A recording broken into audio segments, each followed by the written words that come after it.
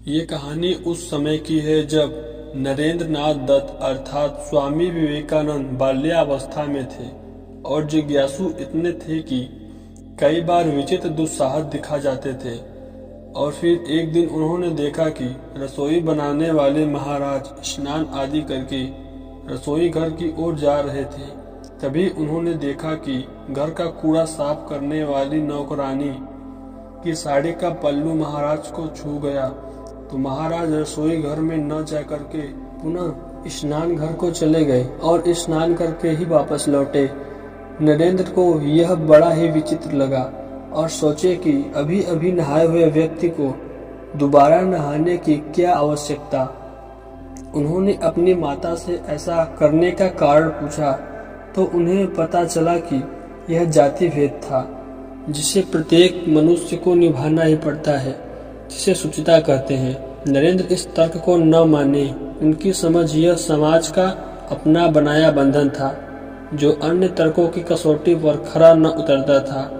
और एक दिन तो हद ही हो गई। उन्होंने देखा कि उनकी बैठक घर में जहाँ की बहुत से लोग आते थे और वे अलग अलग जाति धर्म के होते थे। पिताजी ने उनके लिए अलग अलग हुक्के रखे थे, अर्थात उनके यहाँ जितने लोग जितने जाति धर्म के आते थे उनके लिए अलग अलग हुक्के रखे हुए थे। नरेंद्र जी अर्थात विवेकानंद जी को इसको देखकर बड़ा ही कौतूहल होता था कि कोई एक व्यक्ति किसी दूसरे का हुक्का क्यों नहीं पी सकता। उन्होंने सोचा कि इसमें जरूर कोई भेद है।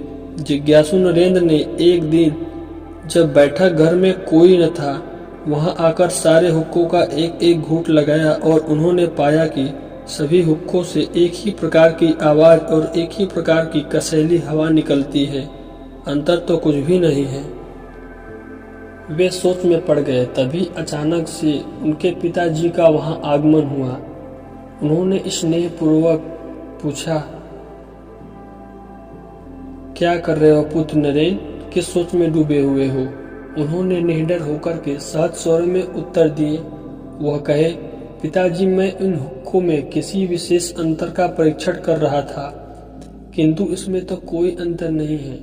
इनमें एक ही प्रकार की कसैली हवा और एक ही प्रकार की गुड़गुड़ाहट आती है।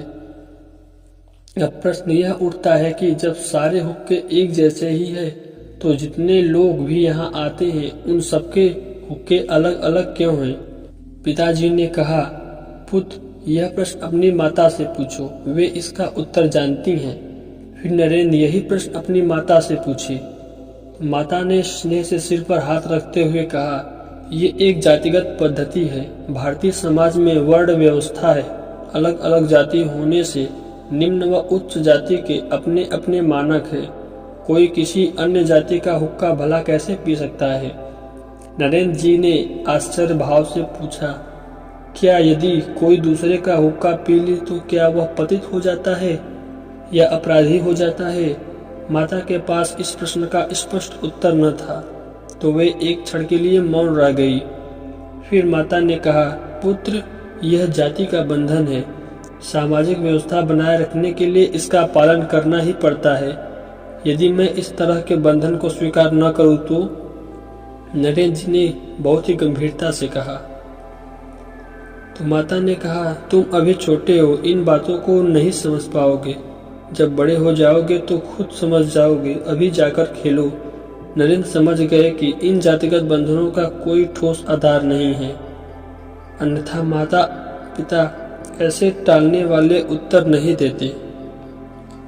और उसी समय से उनके अंदर समाज सुधार की भावना धीरे धीरे जागृत होने लगी।